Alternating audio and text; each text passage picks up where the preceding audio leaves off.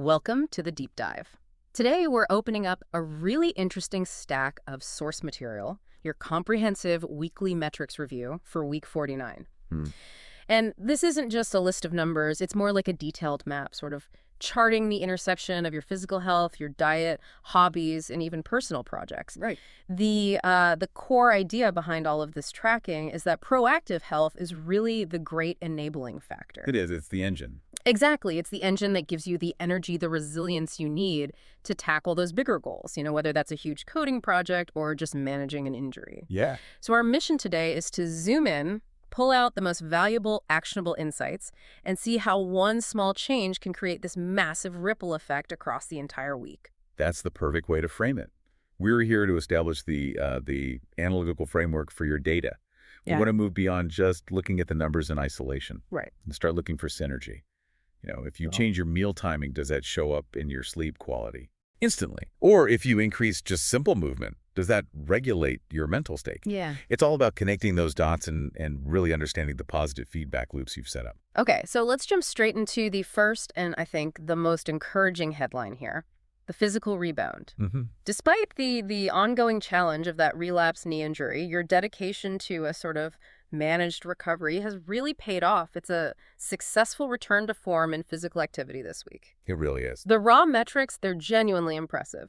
Your average daily walking step count, it climbed to 6,966 steps. Which is fantastic. Yeah. Comfortably clears that 6,000 step goal. Right. And what makes this so significant is when you compare it to the prior week, to week 48, where you intentionally pulled back to around 4,800 steps to manage that flare-up. So this shows capacity, it shows recovery, and most Yeah. importantly, it shows smart management. But what stands out to me is the composition of those steps. Where did they come from? Yeah, that's the fascinating part.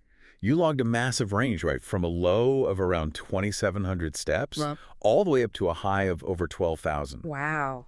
But the source material is very clear that this high volume, it wasn't coming from like structured, intense gym sessions. No. It was driven by low intensity, purposeful movement, things like traveling, gardening, house chores, and more. That's a huge insight. It tells us that consistency doesn't have to mean rigidity. For Exactly. you, it seems the most sustainable, high-volume movement comes from just integrating activity into your domestic life, into your personal projects. That helps sustain momentum even when you're managing an injury. And that management is the key. You noted that the ongoing tracking of that sporadic knee pain, it actually led to a beneficial side project. Oh, right. The learning. Yes, learning more about the anatomy of exercise and strength training, noting its specific benefits for your age group. You basically turned a physical limitation into an opportunity for focused, relevant education. It's a perfect example of turning a setback into a real learning gain. And that proactive approach, it flows directly into the next metric we should talk about, sleep. Okay. So while you've successfully got the quantity back up, you're averaging 7.0 hours, you noted that the quality is still a bit of a struggle, often fragmented midweek. Right. So if you're moving more, why isn't the sleep just perfectly restorative yet? This is where we have to look for those subtle connections. The source suggests that the overall feeling of sleep quality did improve, Okay. and the driver was likely those low-intensity activities we just mentioned. Hmm. The gardening, fish keeping, house chores. This points to a really fascinating physiological bridge. A bridge. Can you elaborate on that a little bit? Certainly. So low-intensity, purposeful movement. Yeah. It acts as a powerful regulator for your autonomic nervous system. Okay. Specifically, it helps shift you out of that fight or flight, the sympathetic state, Yeah. and into the rest and digest or parasympathetic state. So if you're getting those low-intensity chores done during the day, your body is just better prepared to wind down in the evening. Even if the sleep flow is a little choppy, the body's doing more restorative work because the overall level of physiological stress is lower. So that light movement is kind of a signal to the body that it's safe to relax? Precisely. It's a powerful signal. That makes perfect sense. Okay, so let's transition that regulated body into the kitchen. The diet data. Yes, because the weight data provides this really dramatic narrative of reversal. After a spike in the previous week, week 49 saw a sharp net loss of negative 1.15 kilograms. Dropping from 69.35 kilograms down to 68.20. That's significant. It is. And this rapid reduction, it's so powerfully tied to one core behavior, excellent adherence to the intermittent fasting window, Right. specifically preventing that late 8 p.m. meal and consistently wrapping up dinner between 5 and 6 p.m. Mm. The immediate loss suggests this was primarily, retained water and food weight from the previous spike. It really emphasizes how responsive your system is to meal timing. Incredibly responsive. And this is a critical insight because the source material provided some truly compelling, I mean, it's anecdotal, but it's compelling data to support this. If we look at the specific tracking points, the difference is just stark. It is. You noted that a late dinner, say around 9 p.m., Yeah. that correlated with a next day body weight of 69.10 kilograms. Now, contrast that with an early dinner, 5 to 6 p.m. Which resulted in a next day body weight of 67.9 kilograms. That 1.2 kilogram fluctuation is a massive signal. It shows that when you eat, it's a significant lever for managing your short-term metabolic health. Okay, but let's play devil's advocate for a second. Please. You've had 2 positive changes this week. You adhered better to the early dinner timing, and you nearly doubled your purposeful movement with that step count rebound. Right. Good point. So how do we definitively separate the benefits of metabolic timing from just the simple caloric expenditure of moving more? That is exactly the right question to ask. Yeah. And the answer is we can't separate them definitively. Oh. And that's precisely the point. They're synergistic. They work together. I see. However, the sheer immediacy and the magnitude of that 1.2 kilogram swing suggests the timing benefit is primarily driven by an improved hormonal response. So it's about insulin sensitivity. Exactly. Eating earlier aligns your food intake with your peak insulin sensitivity, which is usually earlier in the day. A late-night meal forces your body to process that intake when it's naturally winding down, which leads to less efficient metabolism. And that probably hinders deep sleep, too. It absolutely does. The timing sets the metabolic stage, and the movement acts as the accelerator. We do have to acknowledge the caveat you noted, though, that outside meals still tend to be high in carbs and fried foods. For sure. That's an area for awareness. But the timing lever appears so powerful that it's compensating for a lot of that inconsistency. So it all comes back to this integrated health concept. It does. That light to moderate movement, the walk, the gardening, it had a measurable positive impact on your digestion and blood sugar regulation. That regulation smoothed out your metabolic flow, which, as we established, feeds directly into better sleep and the weight stabilization. So if the body is operating with better regulated blood sugar and more consistent metabolic timing, what does that do for your mental state? Yes. Let's pivot now to the less tangible metrics, because this is where those deeper physiological connections really start to emerge. I agree. You described moving beyond just observing feelings to consciously examining the underlying chemistry of your mental state. And this realization is transformative. The key insight is that stress is often more than just a psychological or emotional response. Right. It can frequently be traced back to a physiological response, specifically bodily inflammation from elevated cortisol levels. So for the listener who might not be tracking hormones every day, how should they understand cortisol? What is it? Think of cortisol as your body's alarm system. It's essential. You need it. But when that alarm is constantly ringing because of poor sleep, late-night food, chronic inflammation, it leads to continuous physiological stress. And that flips the script on how you manage stress. It completely flips the script. It stops being something you only address with, say, mindfulness, and it starts becoming a physiological challenge that's rooted directly in those inputs we just discussed, diet and sleep quality. You can't just mentally talk your way out of a physiological imbalance. You can't. And you tackle this beautifully by integrating physical conditioning with mental focus. Tell us about the wall-sitting experiment.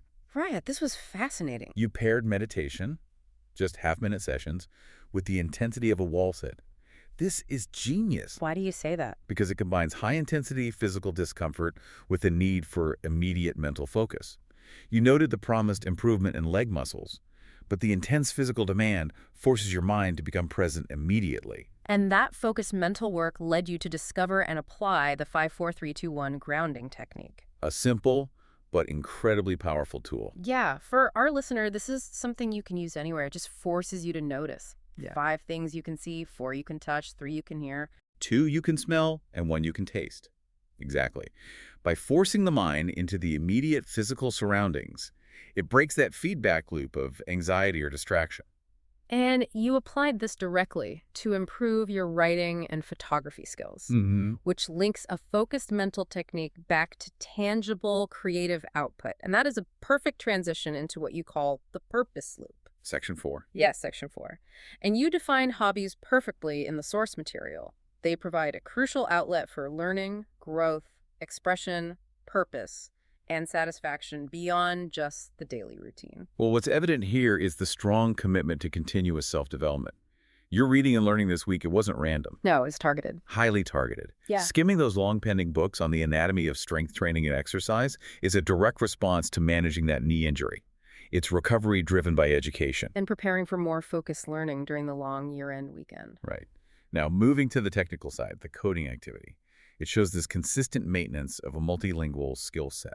Yeah, you made some sporadic, trivial typo PR contributions across languages like Go, Python, Elixir, Erlang, Rust.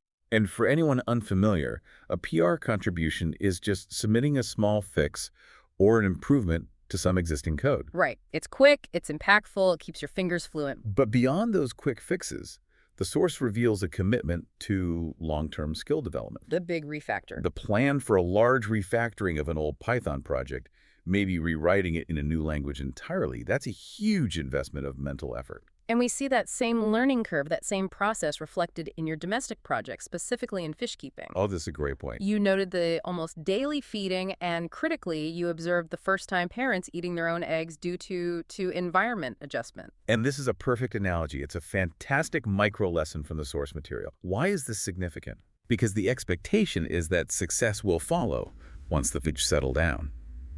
It reminds us that for any complex new endeavor like that Python refactoring project or a new strength routine, the initial attempt often results in unexpected failure. You're right. You eat the eggs. You eat the eggs. It's not a sign of some fundamental deficiency. It's just part of the adjustment phase. It requires patience and environmental tweaking. I love that. Turning a small observation in your aquarium into a metaphor for managing setbacks in huge technical projects, that's some deep dive level analysis right there. It is. Okay, let's quickly wrap up the domestic and creative efforts.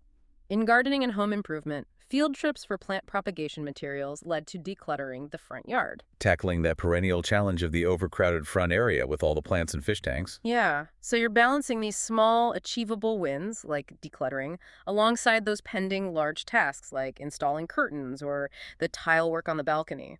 And in photography, the creativity continues to be integrated into necessity. You kept up occasional photo walks during errands, nursery visits, grocery runs. Still looking for those mobile macro lens accessories. Still looking. It shows that even during routine tasks, you're actively seeking ways to enhance your creative output, with the final piece just pending evaluation before you buy. So as we wrap up this deep dive into your week 49 metrics, let's zoom out and look at the grand summary. Yeah. This data proves that your life is a highly responsive feedback loop.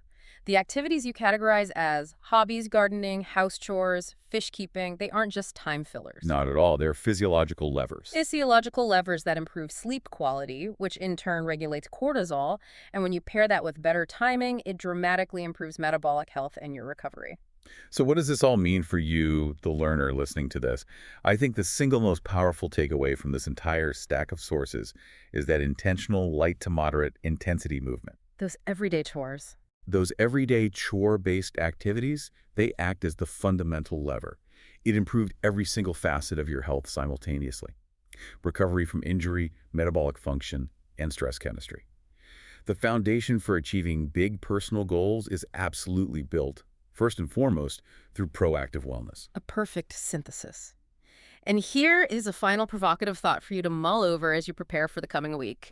Considering the precise 1.2 kilogram correlation observed in your metrics between eating dinner at 9 p.m. versus 5 p.m., how might simply tracking and adhering to the timing of just one simple daily habit fundamentally change your own weekly metrics, independent of what you actually eat? Prioritizing the clock over the calorie count. Exactly. Think about that. We'll catch you next time for the next deep dive.